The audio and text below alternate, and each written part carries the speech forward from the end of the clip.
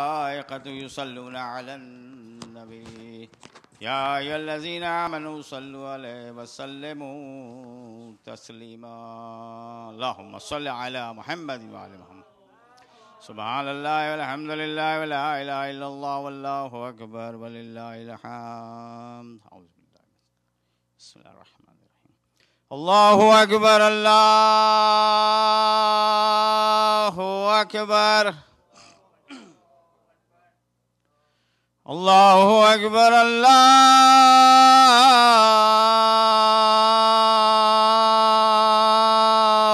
أكبر أشهد أن لا إله إلا الله أشهد أن لا إله إلا الله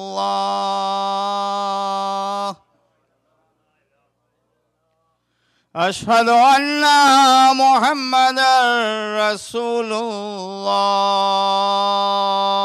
صلى الله عليه وسلم. اللهم صل على محمد وعلى محمد. أشهد أن محمدًا رسول الله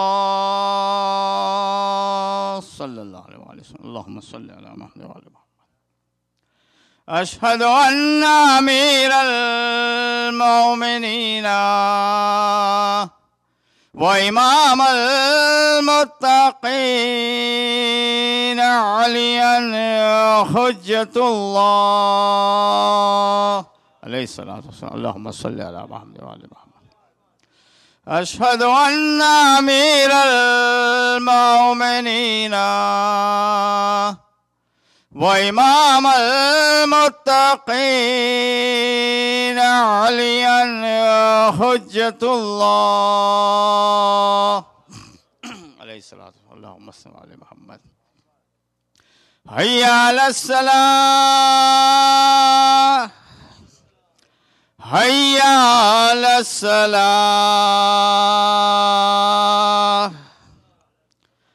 هيا على الفلاح هيا على الفلاح هيا على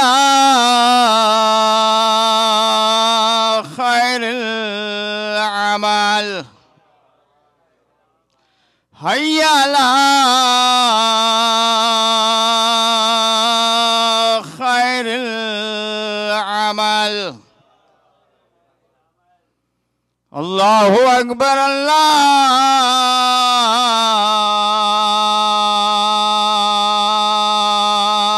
الله أكبر لا إله إلا الله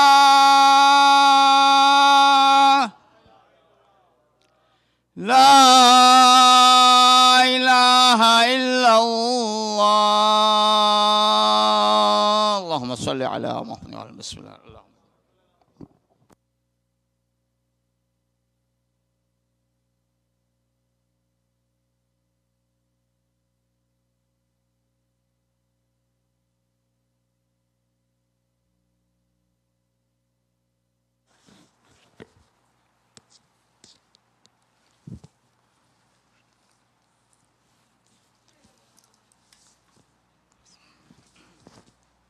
السلام علیکم.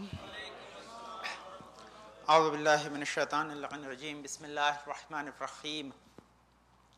الحمد للہ رب العالمین بارئ الخلائق اجمعین فاطر السماوات والارضین ثم الصلاة علی رسولہ الکریم جد الحسن والحسین مولانا و مولا الثقلین ابی القاسم محمد صلی محمد وآل محمد وأهل بيته الطيبين الطاهرين المعصومين الغر الميامين المخجلين ولعنة على أعدائهم أجمعين وغاصب حقوقهم ومنكر فضائلهم من يومنا هذا إلى قيام يوم الدين. أما بعد فقد قال الله تعالى في كتابه الحكيم وقوله الحق.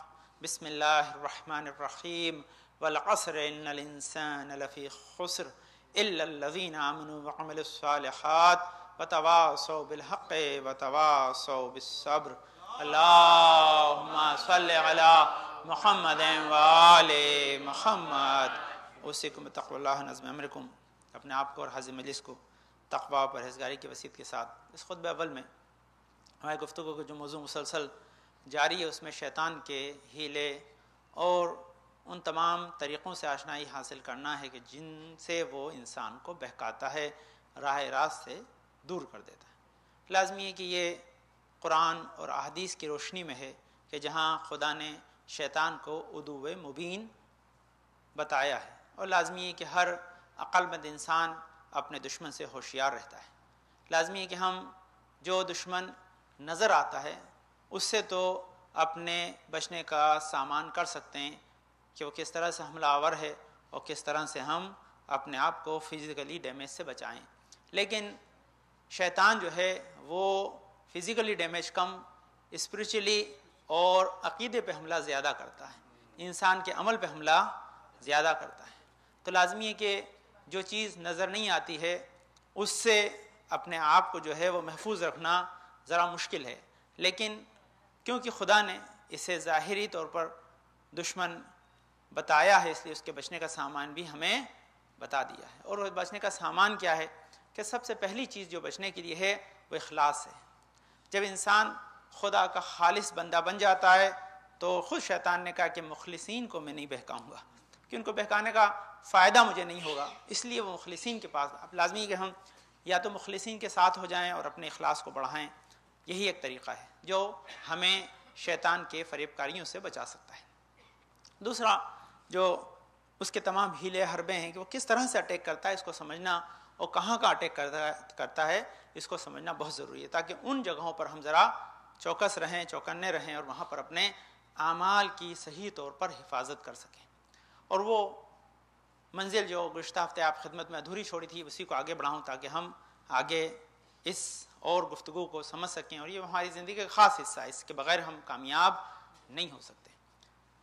تو وہ گفتگو کا موضوع یہ تھا کہ انفاق، کہتا ہے شیطان یعدکم الفقر، کہ شیطان تمہیں جو ہے وہ فقر سے ڈراتا ہے، کہتا ہے کہ اگر تم راہ خدا کے اندر انفاق کرو گے تو تم فقیر ہو جاؤ گے، ہے نا، یہ اس کا ایک سب سے بڑا حربہ ہے۔ کہتا ہے الشیطان یعدکم الفقر ویامرکم بالفحشاء، اور تم کو برے کام کی جو ہے وہ ترغیب دلاتا ہے۔ واللہ یعدکم بالمغفرۃ منہ وفضلا واللہ واسع علیم، لیکن خدا جو ہے تم کو مغفرت کی دعوت دیتا ہے اور تم کو فضل سے اپنے جو ہے وسیع علم کے ذریعے، جو علیم اور واسع جاننے والا ہے وہ خدا جو ہے تمہیں فضل کی دعوت دے رہا ہے۔ تو اس کے اندر لازمی کہ ہمارے پاس دونوں کی طرف سے دعوت نامے ہیں، شیطان کی طرف سے بھی اور اللہ کی طرف سے بھی۔ اب جس کو چاہے ہم قبول کر لیں۔ شیطان کہتا ہے کہ نہ دو اللہ کی راہ میں ورنہ تم فقیر ہو جاؤ گے، اللہ کہتا ہے جتنا دو گے اتنا امیر بنا دوں گا، جتنا دو گے اتنا امیر بنا دوں۔ وعدہ کیا اللہ کا وعدہ ہے کہ مثل الذین ينفقون اموالهم فی سبیل اللہ کمثل حبۃ انبتت سبع سنابل فی کل سنبل مئۃ حبۃ واللہ یضاعف لمن یشاء واللہ واسع علیم۔ یہ خداوند عالم کا 261 نمبر سورہ بقرہ کی آیت میں ایک اعلان ہے کہ مثال ان لوگوں کی جو خرچ کرتے ہیں اپنے مالوں کو اللہ کی راہ میں، مثل اس دانے کے کہ جو اگائے 7 خوشے، ہے نا، اور اس ہر خوشے میں جو ہے وہ 100 دانے ہوں، یعنی خدا ایک دانے کے بدلے میں 700 دے دے۔ یعنی شیطان کہتا ہے ایک دو گے تو تمہارا لاس ہوگا، تم اس کے بغیر رہ جاؤ گے۔ اللہ کہتا ہے کہ ایک دے دو میں پلٹ کے تمہیں 700 دوں گا۔ اللہ کیا کہہ رہا ہے کہ تم ایک دو میری راہ گئے میں تمہیں 700 واپس کروں گا، ریٹرن کروں گا۔ اچھا اب کیا ہے دیکھیے، اس میں سب سے بڑی بات ہے کہ سنیے، ایک بہت امپورٹنٹ فیکٹر ہے جس کو آپ کو اپنے ذہن میں رکھنا ہے۔ وہ فیکٹر کیا ہے کہ لازمی ہے جس اللہ نے بغیر مانگے اتنا دیا ہے وہ ہمارے دینے پہ ہمیں واپس کیوں نہیں لوٹائے گا، ہے نا۔ جس اللہ نے ہمیں بغیر مانگے پورا وجود دیا، اتنی رحمتیں دی کہ جس کو ہم کاؤنٹ نہیں کر سکتے ہیں، تو اگر ہم اس کی راہ میں لگا دیں گے تو پھر وہ ہمیں کتنا عطا کرے گا اس کا انسان اندازہ نہیں لگا سکتا۔ یہ بہت امپورٹنٹ بات ہے جس کو ہمیں اپنے ذہن میں رکھنا ہے۔ لیکن یہ منزل سخت ہے، دیکھیے کوئی آسان کام نہیں ہے انسان کے لیے، اس راہ خدا میں گامزن رہنا آسان کام نہیں ہے۔ میں بچوں کو اسی لیے مثال دیتا ہوں، اس کو آپ اچھی طرح سمجھیں اور بچوں تک پہنچائیں۔ وہ کیا ہے آپ یہ بتائیں، گولڈ میڈل جیتنا کیا آسان کام ہے؟ اور خاص کر کے باکسنگ کا ہو تو تو آپ بتائیے سر کہ اس کا مفہوم ہے گا کہ ایک گولڈ میڈل آسانی سے نہیں ملتا ہے تو جنت اتنی آسان نہیں ہے کہ جو گولڈ میڈل سے بھی سستی ہو. اس کے لیے آپ کو بڑا مشقت اور محنت اور ذرا جو ہے وہ دل جمعی سے راہ خدا کے اندر لگے رہنے کا نتیجہ جنت ہے. ایسا نہیں کہ بس صرف ہم نے ارادہ کر لیا کہ ہو گیا اور ہو جائے، ایسا نہیں. اس کے لیے ٹف ورک کی ضرورت ہے. اب ٹف ورک کتنا ٹف ہوتا ہے یہ آل محمد نے کر کے دکھایا. سنیے یہ داستان اسی آیت کے ذیل میں یہ واقعہ لکھا ہے، اور یہ واقعہ یہیں سے آپ کو پڑھاؤں جو ہمارے آپ کے چھٹے امام جعفر صادق علیہ السلام نے بیان کیا.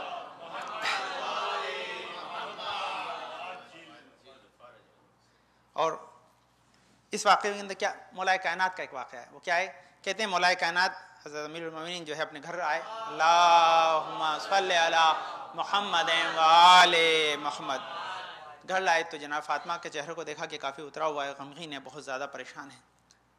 تو پوچھا کہ آپ پریشان کے سب کیا؟ کہا ابو الحسن حسنین یعنی امام حسن امام حسین جو ہے وہ 3 دن سے بھوکے ہیں.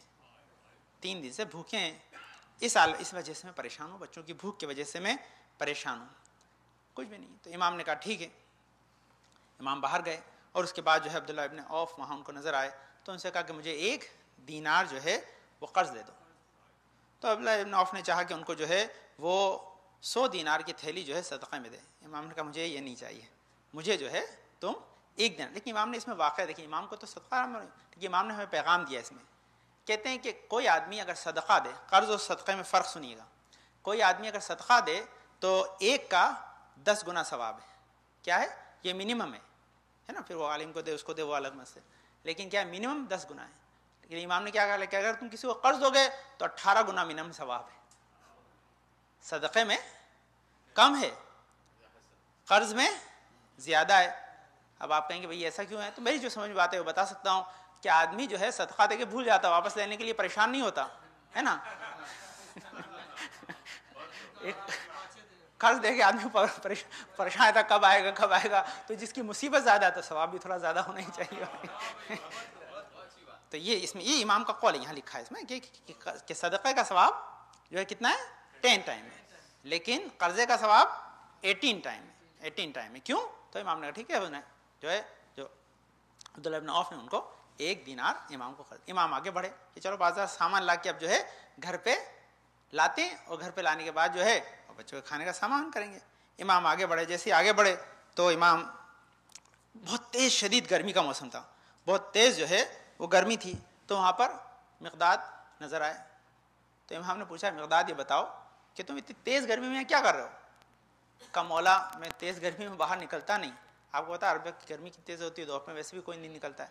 ہاں تو کیوں باہر آئے؟ کہا مجھے بھوک باہر کھینچ لائی ہے، کیونکہ 4 دن سے میرے گھر فاقہ ہے. 4 دن سے میرے گھر فاقہ، اس لیے بازار میں آیا، شاید کچھ مل جائے اس لیے آیا. تو جیسے ہی بازار میں آیا تو مولا نے کہا کہ بھائی تم مجھ سے زیادہ مستحق ہو، یہ تم لو. امام نے کیا کہا کہ میں 3 دن سے فاقے سے ہوں، تم 4 دن سے ہو، تو تمہارا رائٹ پہلے بنتا ہے یہ دینار تمہارے لیے. اسلام میں یہی چیز ہے کہ جتنا آپ کے پاس جو ہے وہ مال ہے، اگر دیکھیں ہمارا پیسہ ہے جو ہم دیتے ہیں وہ الگ چیز، وہ انفاق کرتے ہیں اس میں بھی درجہ ہے. لیکن اس کے باوجود اگر مال جو ہے وہ رقوع میں شرعیہ ہے، خمس و زکوٰۃ و جو ہے امام یہ چیز، تو اس کے لیے تو استحقاق اور سخت ہے. تو استحقاق امام کہتے ہیں کہ استحقاق ایسے ہی ہے کہ اگر اس کیٹیگری میں موجود ہے تو دوسری کیٹیگری میں اسے یوز نہیں کیا. امام نے کہا میں 3 دن سے بھوکا ہوں تو میں اب نہیں لے سکتا اسے، چاہے 3 دن سے بھوکا ہوں، لیکن کیونکہ مقداد تم 4 دن سے بھوکے ہو اس لیے تم لو. امام نے مقداد کو دے دیا، اور دینے کے بعد امام گھر آ گئے. جب گھر آ گئے تو پھر ان کے لیے فوراً خدا تعالیٰ نے ایک آیت کو نازل کیا کہ یورثون علی انفسہم، کہ جو اپنے جو ہے نفس پر لوگوں کو سبقت دیتے ہیں، لوگوں کو اپنے خود جو ہے ضرورت مند ہوتے ہوئے بھی لوگوں کو عطا کر دیتے ہیں. یہ انفاق کا اعلیٰ ترین درجہ ہے. خیر منزل یہ تھی کہ امام دے آئے تو خدا کا وعدہ کیا تھا کہ 1 کے 700 دیتا ہے. اگلا دن ہوا، کہتے ہیں اگلا دن جب ہوا تو دوسرے دن جو ہے ایک سوار آیا اور انہیں مولا کائنات کو جو ہے ایک تھیلی دی اور غائب ہو گیا. مولا کائنات وہ تھیلی رسالت مآب کے پاس لائے اور لانے کے بعد ماجرا سنایا کہ ایک آدمی مجھے یہ تھیلی دے گیا گفٹ میں. تو امام تو مولا کائنات کو بتائیے، ہم کو بتائیں تاکہ ہم تک پیغام پہنچ جائے. مولا پہچانتے تھے کہ کیا کہا کہ مولا نے پوچھا کہ علی آپ نے پہچانا نہیں اس کو کون تھا؟ کہا رسول خدا آپ بتائیے. کہا وہ جبرائیل تھے، وہ جبرائیل تھے. اب جو تھیلی کھولی تو کیا تھا اس کے اندر؟ 700 دینار تھے. کتنے تھے؟ 700 دینار تھے. جب 700 دینار تھے تو انہوں نے جو ہے فوراً دینار جو تھے تھیلی ان کو دے دی. جیسی تھولی دی 700 دینار اس کے اندر تھے. تو کہا کہ اس لیے کیونکہ یہ ایک دینار آپ نے کس کو دیا تھا؟ مقداد کو دیا تھا. اللہ نے کیا کہا ہے کہ ہم ایک کے جو ہے وہ کتنے 700 کر دیتے ہیں. تو اسی لیے کہا کہ یہ خداوند عالم نے ایک کے 700 کر کے آپ کو لوٹا دیے تاکہ بتا دے کہ مثل الذین ينفقون اموالهم فی سبیل اللہ کمثل حبۃ انبتت سبع سنابل، کہ ایک میں 7 بالیاں نکلتی ہے، ہر بالی کے اندر 100 دانے ہوتے ہیں، یعنی ایک دانے کے ہم 700 کر کے لوٹا دیتے ہیں. تو اس کا مطلب کیا؟ یہ مولا کا یہ واقعہ بتا رہا کہ امام نے اس کو. اب مولا نے کیا کیا کہ سب سے پہلے تو ایک دینار اس میں سے نکالا اور واپس عبداللہ ابن عوف کو دیا، بھائی تمہارا قرضہ واپس. دیکھیے سب سے امام نے میسج دیا کہ پیسہ آ جائے تو قرضہ سب سے پہلے چکاتے ہیں، قرضہ سب سے پہلے چکاتے ہیں. کیوں؟ دیکھیے یہ بہت امپورٹنٹ بات ہے. قرضے کے بارے میں بات آئی تو سن لیجیے، میسج اور ریکارڈ ہوتا ہے، نہ معلوم کب کون سنے اس کا کیا فائدہ اس کو ہو. کہتے ہیں شہید کا ہر گناہ معاف ہے، قرضہ معاف نہیں ہے. قرضہ معاف نہیں، قرضے کی وجہ سے روک دیا جائے گا میدان محشر میں. یاد رکھیں کیوں معاف نہیں ہے قرضہ. اس کا ریزن یہ ہے کہ امام حسین نے شب عاشور سب سے کہا تھا کہ دیکھو ایک بات بتا دو، تمہارا کسی کا کوئی قرضدار تو نہیں ہے. تو کچھ لوگوں نے کہا ہم قرضدار ہیں. امام نے اپنے مال میں سے ان کا قرضہ ادا کروایا. کہا اگر تم قرضدار ہوگے تو جنت میں جا نہیں پاؤ گے، تمہارا جس کا قرضہ ہے وہ تمہیں آگے پکڑ لے گا، اس لیے اس کو دینا ضروری. امام نے اس کو لوٹا. امام نے اس کے بعد پھر جو اپنی ضرورت کا تھا مولانا مختصر سا اس میں اپنے لیے استعمال کیا، اور زیادہ تر جو ہے وہ امام نے پھر راہ خدا کے اندر انفاق کر دیا. مولانا نے پھر جا کر لے جا کر جو مسکین غریب و فقراء تھے ان کے اندر باقی سارا اموال بانٹ دیا. تو امام ملتا رہا، امام اس کو برابر بانٹتے رہے. بتایا کہ یہی اللہ کی راہ سے جو ملتا ہے انسان اسے اللہ کی راہ کے اندر دوبارہ لگا دیتا ہے. یہ خاص چیز اس کے اندر. تو لازمی جو اس کا میسج ہے وہ یہ کہ انسان جب تک یہ عقیدہ اور یقین نہیں رکھے گا کہ خدا کی راہ میں خرچ کرنے سے خدا زیادہ عطا کرتا ہے، تب تک وہ اس عمل کو کر نہیں پائے گا. کیونکہ شیطان کا جو حربہ وہ کیا ہوتا ہے، وہ آپ کو ایسے سے دماغ میں تھاٹس لاتا ہے نا کہ آپ اس کے جال میں پھنس جاتے ہیں. وہ کیا کہتا ہے، بولے جو مانگنے آیا نا تو اٹھ کے آ گیا، تم تو صبح صبح اٹھ کے کام پہ گئے تھے یار، کتنی مشکل تھی، تو تھک گئے تم، کھڑے کھڑے پیروں میں سوجن آ گئی، کتنا پرابلم تھی، اور تمہیں دیکھو آیا دے رہا، اور یہ دے بھی رہا ہے تو پتہ نہیں اس کا ضرورت بھی ہے کہ نہیں ہے، خواہ جھوٹ موٹ میں مانگ رہا ہوں. اس کے بعد پھر اگر آپ نے بہت مجھے کہا چلو دے دو تو اس کا دے دیا، تو اس کا کیا دے دیا تو اس کا پھر احسان جتوا دے گا. تیسری بات کیا 10 جگہ اس کو کہے گا کہ اس کو بیان کرو، یعنی کسی نہ کسی طرح سے وہ آپ کو ٹریپ میں ڈالے گا. یہاں بچتے ہیں، یہاں بچتے ہیں، یہاں بچتے ہیں. دیکھیے ایک عجیب چیز میں آپ کو بتاؤں، ہے نا، میں دیکھا بچے گیم کھیلتے ہیں نا، یہ بھی عجیب، اس مثال ہے صرف آتا کہ آپ سمجھ سکیں. گیم کھیلتے ہیں نا، اس کا کوئی اینڈ نہیں ہوتا ہے. آپ بول لے گا ادھر سے پھر پڑھ کر ادھر پھر پکڑے گا، کہیں نہ کہیں آپ کو گرا دے گا. اس کا کام بھی یہی ہے، جب تک آپ اپنی منزل کو نہ پہنچ جائیں وہ آپ کو ٹریپ کرنے کی کوشش کرتا ہی رہتا ہے. کہیں نہ کہیں کسی نہ کسی مقام پہ وہ چاہتا ہے کہ آپ کو ٹریپ. صرف آپ کا علم اور اخلاص آپ کو بچا سکتا ہے. اخلاص کہاں بچاتا ہے کہ جب آپ کوئی کام اللہ کی خاطر کرتے ہیں نا، پھر آپ اگنور کرتے ہیں، مجھے اس کے بارے میں سوچنا ہی نہیں، سوچنا بند. جب میں نے رائے خدا میں دے دیا ہے، اس کا مطلب میں نے دے دیا ہے، میرا کام ختم ہو گیا، اب اللہ کا کام ہے اسے کرنا ہے. یہ بہت امپورٹنٹ منزل ہے، بہت ہی امپورٹنٹ منزل ہے کہ جہاں پر انسان راہ خدا میں دے کر اپنے آپ کو اس کے حسنات کو حاصل کرنے کا مستحق بنا لے اور اس کے ضائع ہونے سے اس کو بچا لے. یہ بہت امپورٹنٹ ہے. اس کے لیے یہی کہ تمام علم ہو، اس کا جو ہے وہ عمل اس کا سہارا بنتا ہے. ایک اور واقعہ ہے سنیے تاکہ اس کا بھی ایک عمل ہے کس طرح سے جو ہے وہ ماں کے سلسلے میں نے کل عرض کیا تھا، ابھی وقت نہیں انشاءاللہ ورنہ عرض کرتا، لیکن ماں کا ایک تعلیم کا اثر ہے وہ آپ کو بتاتا ہوں کہ کیا ہوتا ہے ماں کے سلسلے میں. لازمی جناب فاطمہ زہرا سلام اللہ علیہ کے سلسلے میں مدرس ڈے پہ بات ہوئی تھی، ہے نا. اب جو ہے یہ بھی اسی سلسلے کے اندر ہے. کہتے ہیں ماں کی تربیت بہت کام آتی ہے اور وہ بچے کو بہت نیک بنا دیتی ہے. میں نے کل شاپ کو ایک مثال دی تھی، انشاءاللہ پھر کبھی موقع ہوگا تو آپ خود میں عرض کروں گا، ابھی موقع نہیں ہے. صاحب عباد ایک بہت بڑے عالم گزرے ہیں اور ان کے لیے لکھا ہے کہ جو تقریباً 226 ہجری کے اندر جو ہے وہ الدولت دیلمی کے اندر جو ہے وہ پیدا ہوئے تھے، اور آپ وہاں پہ وزارت اور کا آغاز ہوا اور فقط بہت ان کی مطلب بڑی حکومت تھی. کہتے ہیں آپ شیخ صدوق رضوان اللہ علیہ نے جو ہے ان کے لیے عین الاخبار نام کی کتاب تالیف کی تھی. اتنے بڑے عالم تھے شیخ صدوق نے، ان کے لیے یہ جو تھے. ان کا ایک واقعہ ہے بڑا عجیب سا، اس میں لکھا ہے یہ انفاق کے لیے، انفاق کی منزل کیا ہے، کیا ہوتا ہے. کہتے ہیں ان کی عادت تھی کہ بچپن میں ان کی ماں نے ان کو عادت ڈالی تھی کہ جب کبھی یہ گھر سے نکل کر مسجد جاتے تھے، ان کی ماں ان کے ہاتھ میں 1 دینار 1 درہم دے دیتی تھی. کہتے جو سب سے پہلا فقیر نظر آئے مسکین اس کو دے دینا. ان کی عادت تھی اور یہ ہمیشہ اس کام کو کیے بغیر نہیں نکلا بچپن سے. تو اس کا مطلب کہ آپ بچوں کو عادت ڈالیں گے تو ان کی ہیبٹ ہو جائے گی. جب یہ ماشاءاللہ اتنے بڑے عہدے پہ فائز ہوئے, اتنے جو ہے بڑے فائز ہوئے, خدا نے کو بہت مال دولت دی, یہ مال و دولت دی, تو انہوں نے اپنے بچپنے کی عادت جو ماں نے ڈالی تھی ہمیشہ اس کو جاری رکھا. وہ کبھی بھی صبح جب گھر سے نکلتے تھے خالی ہاتھ نہیں نکلتے تھے, ہمیشہ اپنے ساتھ جو ہے وہ پیسے لے کے نکلتے تھے, اور جو فقیر ساتھ راستے ملتے تھے مسجد تک جانے میں ان کو ضرور عطا کرتے تھے. یہ ان کی عادت تھی. برابر شورٹ کر کے آپ خود میں عرض کرتا ہوں, بہت طویل واقعہ ہے نا. تو اور راستے میں جو ہے ہمیشہ جو ہے جاتے تھے, اور اس کے بعد ان کی منزل یہ ہوئی جاتے جاتے جوانی تک اس عادت ان کی راسخ ہو گئی, ان کی عادت پڑ گئی. جب عادت پڑ گئی تو انہوں نے پھر جب اس بڑے ہو گئے, اپنا خود دولت ان کے پاس آ گئی, تو انہوں نے اپنے جو ہے ایک خوابگاہ میں ملازم کو ایک ہدایت دی, ان کا جو ورکر تھا اس کو ایک ہدایت دی کہ دیکھو میں روزانہ میرے سرہانے کے نیچے جو ہے ایک خاص رقم رکھ دیا کروں. جب میں صبح اٹھوں تو صبح اٹھنے کے بعد اس رقم کو لے کر وہ جاتے تھے اور جا کر راستے میں اس کا انفاق کر دیتے, راہ خدا میں انفاق کر دیتے. کہتے ہیں ایک شب وہ اٹھے, ایک رات کو خادم ان کے سرہانے دولت رکھنا بھول گیا, مسٹیک ہو گئی, نہیں رکھی. اب جو صبح اٹھے انہوں نے سرہانے دیکھا تو کوئی دولت نہیں ہے. جب دولت صاحب بات کی بات نہیں ہے, دولت اب دولت نہیں ہے تو ان کو بہت افسوس ہوا, اور ان کے ذہن میں خیال آیا کہ بھئی آج میری زندگی کا آخری دن ہے کہ آج میں صدقہ نہیں دے پاؤں گا, بلا آج کچھ نہیں. تو انہوں نے کہا اب کیا کریں, تو انہوں نے اپنے خادم کو بلایا, دوسرے خادم کو بلایا. بلانے کے بعد کہا کہ دیکھو میرے کمرے میں جتنا سامان ہے, یہ میرا بستر, یہ میری چٹائی, یہ میرا قالین, یہ میرا جتنا میٹیریل ہے, بہت قیمتی سامان تھا, بڑے صاحب جو ہے وہ ثروت انسان تھے. کہا باہر دیکھو کوئی فقیر ہو تو سارا کے سارا اس کو بلا کے لاؤ, اس کو سارا سامان لے جائے, میری پوری خوابگاہ اس کو, میرا پورا بیڈ روم کا جتنا سامان ہے سب اس کو دے دو. اب یہ باہر آئے, ادھر ایک بیچارہ جو ہے وہ فقیر نابینا آدمی ضعیف سا اپنی بیوی کا ہاتھ پکڑے ہوئے دروازے کی طرف, مسجد کی طرف جا رہا تھا. مسجد اور دروازہ ان کے گھر کے درمیان وہ اس خادم کو ملا. اس نے کہا بھائی تم مسکین لگتے ہو. بولے ہاں. بولے ہمارے پاس تمہارے کو دینے کے لیے کچھ ہے. بولے کیا ہے؟ تو اس نے بیڈ روم کا سامان بتانا شروع کیا کہ سب سے پہلے جو دیبا کا بہت بڑھیا لحاف ہے, بہت قیمتی قالین ہے, یہ مصلی, یہ وہ سارا سامان بتایا. تو اس نے کہا سچ میں میرے لیے؟ بولے ہاں سچ میں تمہارے لیے. تو اس نے کہا میں لے کے آتا ہوں, تم آؤ اور آ کر تم صاحب جو ہے بات کے گھر سے لے لو. ابھی صاحب بات کو وہ آ گیا, آپ اسے دے دے اپنے ہاتھ سے, ان ہاتھ سے دینے کی عادت ہے. اب جائے تو دیکھا کہ آدمی بے ہوش پڑا ہوا ہے.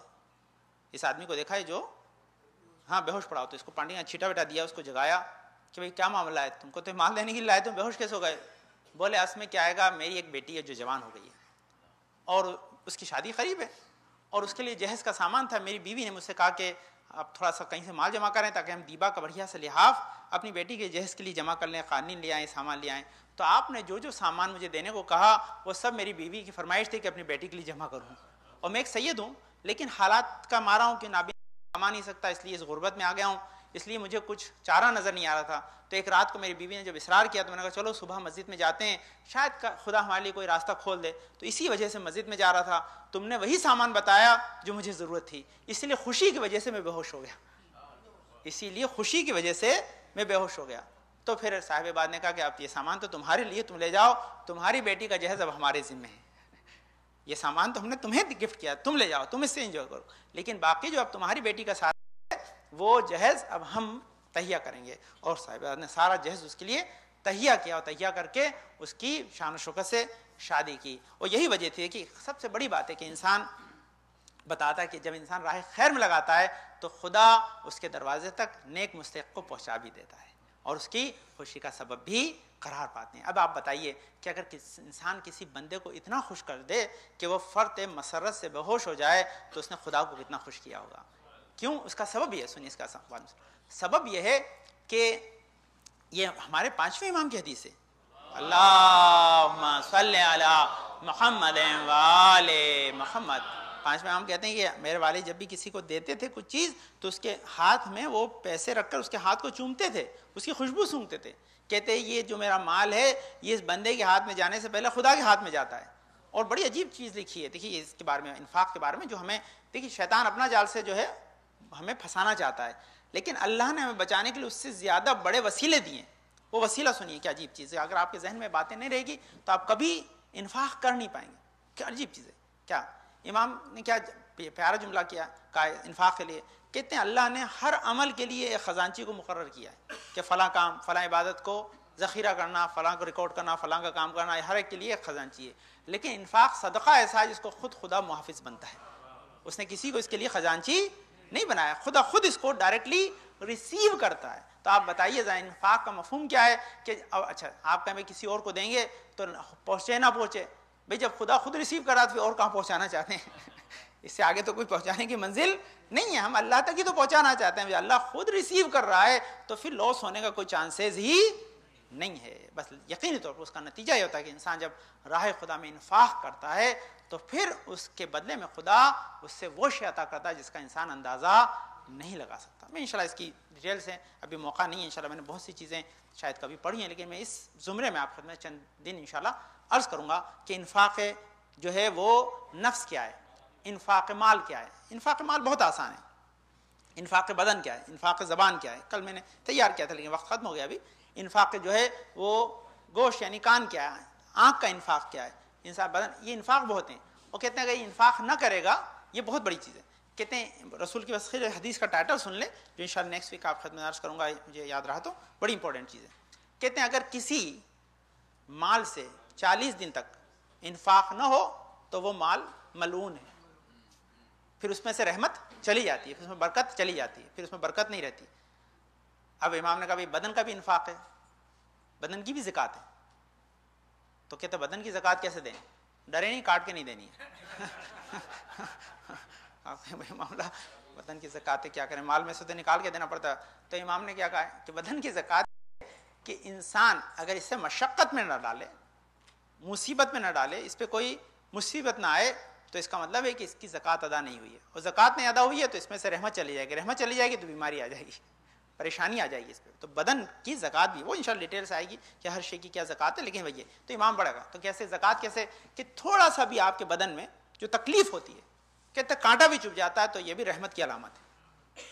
یہ انفاق ہے آپ کے بدن کا. آپ جو آتے ہیں، اور میں نے اس دن بھی عرض کیا تھا، سنیے کیسی زکوٰۃ ہو کہ جب آپ کوئی کار خیر کرتے ہیں، یہ بھی بدن کی زکوٰۃ کیا ہے کہ جب آپ کوئی کار خیر کرتے ہیں اس میں جو آپ کے بدن کو تکلیف ہوتی ہے یہ آپ کے بدن کی زکوٰۃ ہے.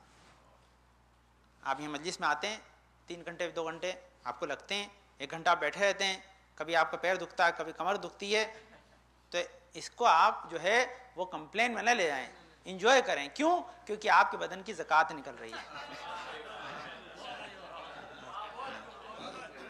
یہ کیونکہ بدن کا جو آدمی زکوٰۃ نہیں دیتا ہے تو اس کے بدن کا جو ہے پھر بیماری میں مبتلا ہے، زکوٰۃ ادا نہیں کیا آپ نے بدن کی. تو اور اس کی دوسری دلیل، بہت بڑی دلیل سنیے، پھر انشاءاللہ بات ختم ہو. دلیل خاص دلیل اس کی، جو دلیل پکی ایک دم یاد رکھ کے لے جائے گا اسے تبرکا. کہتے ہیں کوئی آدمی یہ 8ویں امام کے روزے پہ جاتا ہے زیارت کے لیے، اللہم صلی علی محمد و آل محمد، اور 8ویں امام کے روزے پہ آدمی جب جاتا ہے تو کہتے ہیں سردی ہے، گرمی ہے، برسات ہے نا، اسپرنگ تو بہت کم ملتی ہے وہاں، ہے نا. تو کسی نہ کسی اعتبار سے اس کو یہ موسم تنگ کرتا ہے. بہت سردی ہے تو سردی لگے گی، بدن کو پریشانی ہوگی، گرمی ہے تو گرمی پسینہ آئے گا، پریشانی ہوگی، ہے نا. برسات ہے تو آدمی بھیگ کے پریشان ہوتا ہے، پریشان ہوتا ہی ہے. کہتے ہیں جس کسی نے بھی راہ سفر میں یہ زحمت اٹھائی، بدن پہ تکلیف آئی، کہتا ہے خدا اس بدن کو اس تکلیف اٹھانے کی وجہ سے آتش جہنم اس بدن پہ حرام کر دے گا. 8ویں امام کے روزے کی زیارت کے لیے لکھا ثواب میں کہ کوئی آدمی زیارت کو جائے، اس کے بدن کو تکلیف ہو تو یہ تکلیف اٹھانے کی وجہ سے، اب زیارت کا تو اور مسئلہ ہے کیا کیا اس کے ثواب ہے، اپنے صرف بدن کی تکلیف کی وجہ سے خدا اس کے بدن کو آتش جہنم پہ حرام کر دے گا. کیونکہ جو آدمی راہ خدا میں بدن کو لگا چکا ہے پھر اس کو تکلیف نہیں ہوا کرتی. یہ بڑی عظیم منزل ہے، انشاءاللہ پھر آپ کو عرض کروں. یہ بہت، تو یہ بہت امپورٹنٹ ہے. کبھی کبھی ہوتا ہے بھائی تھک گئے، بہت پریشانی ہے، یہ ہے وہ ہے، کیا کریں کیا نہیں کریں، بھائی مزہ تو اسی میں. اور پھر بدن کی زکوٰۃ میں ایک بہت اچھی چیز ہے، وہ خاص چیز کہ آپ جو جاب کرتے ہیں، یہ بدن کی زکوٰۃ میں بہت سے آرٹیکل ہے نا. کہتے ہیں جو آدمی انشاءاللہ ہر روزے کمانے کے لیے کھڑا رہتا ہے، اپنے جاب کے اوپر پریشان ہوتا ہے، کہتا ہے جب شام کو اس کا بدن تھک جاتا ہے تو خدا اس تھکن کو اس کے گناہوں کا کفارہ بنا دیتا ہے. یہ تھکن جو آپ کے جاب کو آپ اپنے بچوں کے آذوقے کے لیے کر رہے ہیں، آپ اپنی زندگی کی جو ہے ضرورت کے لیے بزنس پہ کھڑے ہیں، تو یہ کہ یہ تھکن بھی خدا ضائع نہیں کرتا. اب جملہ سنیے، بس بات ختم ہو گئی. کیا ہے کہ جو اللہ تھکن کو بھی ریکارڈ کر کے اس کا جواب دیتا ہو تو وہ مال کو اس کی راہ میں لگانے پہ کیوں عطا نہ کرتا ہوگا. اللهم صل على محمد وعلى محمد اللهم صل على محمد وعلى محمد اللهم صل على محمد وعلى محمد اللهم ارزقنا ایمانا صادقا ولسانا ذاکرا وقلبا خاشعا وبدنا صابرا وعلما نافعا وعملا متقبلا ورزقا واسعا وزوجة صالحا وولدا صالح. پالنے والے تجھے واسطہ ہے پنجدن پاک میں شفاء کامل عاجل عطا فرما. پالنے جنات پریشان پریشان کو دور فرما دے. پالنے توفیقات میں اضافہ فرما. پالنے والے ہمارے بزرگ صاحب اور سرو سلام کے ساتھ محفوظ رکھ. پالنے والے ہمیں اس وقت دنیا سے نہ اٹھانا جب تک ہمارے گناہوں پہ قلم نہ پھیر دے. پالنے والے پنجدن پاک صدقہ میں نوشاد بھائی فیض بھائی بید بھائی ابن محمد بھائی قادم بھائی ابن شیل بھائی ابن نوشاد علی ہما ابن ناصر بھائی نثار بھائی ابن ولی بھائی امتیاز بھائی حیدر اور جمنات بیماران کو شفاء کامل عاجل عطا فرما. پالنے والے ہمیں اس وقت اس دنیا سے ہمارے گناہوں پہ قلم نہ پھیر دے. پانے والے ہمارے امام زمانہ کے ظہور میں تعجیل عطا فرما. ہم کو ان کے انصار و اعوان میں قرار دے. بسم اللہ الرحمن الرحیم. انا اعطیناک الکوثر فصل لربک وانحر ان شانئک هو الابتر. اللہم صل علی محمد وآل محمد. اللہم صل علی محمد وآل محمد. اللہم صل على محمد وآل محمد. اعوذ باللہ من الشیطان اللعین الرجیم. بسم اللہ الرحمن الرحیم. الحمد للہ رب العالمین بارئ الخلائق اجمعین فاطر السماوات والارضین. پاک و منزہ پردین اس کائنات ہستی کو خلق کرنے والا ہے. پاک و منزہ پردین شیخ سے نزدیک ہمارے دل کے حال کو جاننے والا ہے. پاک و منزہ پردین جو ہماری ذرہ برابر نیکی بدی کا حساب کتاب رکھتا ہے. پاک و منزہ پردین آپ کو بخشش کرنے والا ہے. پاک و منزہ پڑھتے ہیں جس نے ہماری ہدایت کے سامان کو فراہم کیا. انہیں سلسلہ بھیجا. الصلاۃ والسلام علی خاتم النبیین محمد مصطفیٰ صلی اللہ علیہ وسلم. صلی علی محمد وآل محمد. الصلاۃ والسلام علی علی ابن ابی طالب. اللہم صل علی محمد وآل محمد. الصلاۃ والسلام علی فاطمۃ الزہرا سلام اللہ علیہا.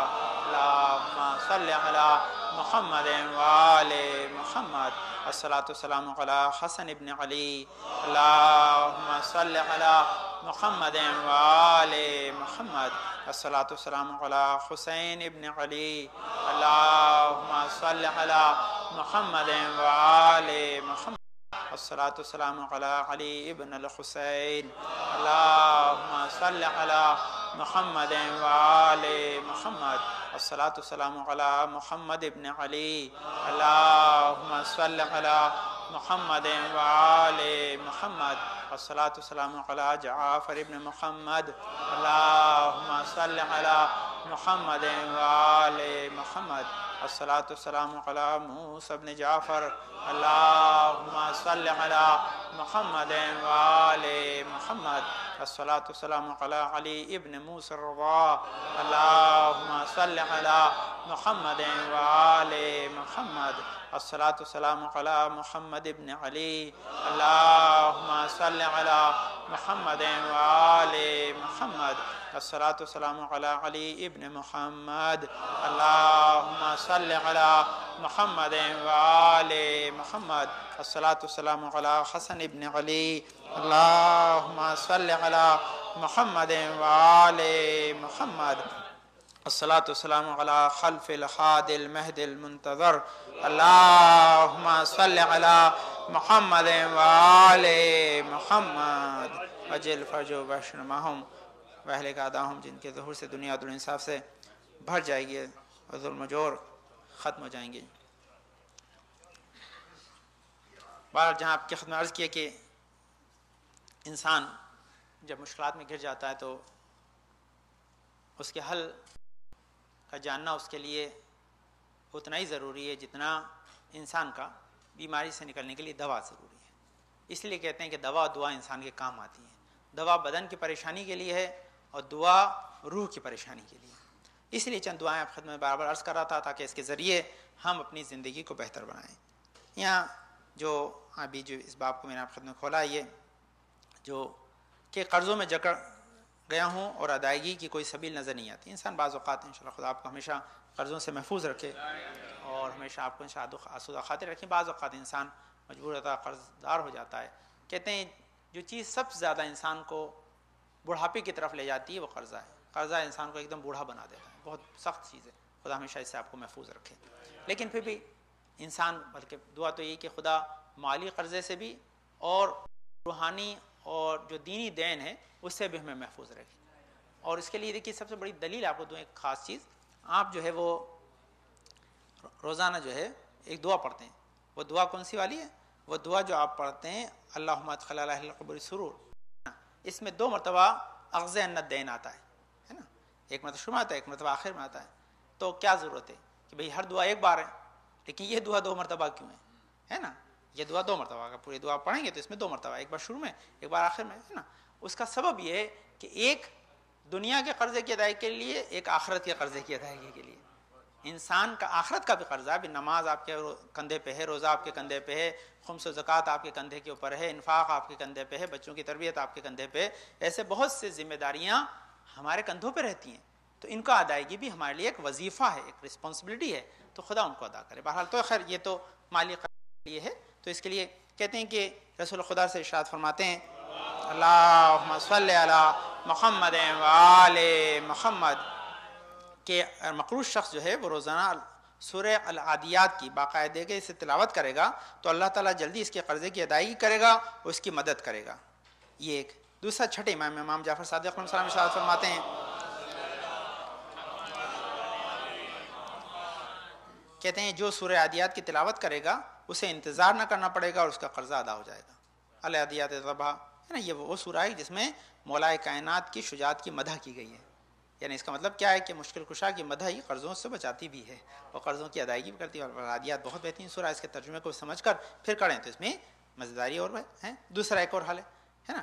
ایک حل اور بھی ہے جو چھٹے امام نے اور عرض کیا ہے، اللہم صلی علی محمد و آل محمد.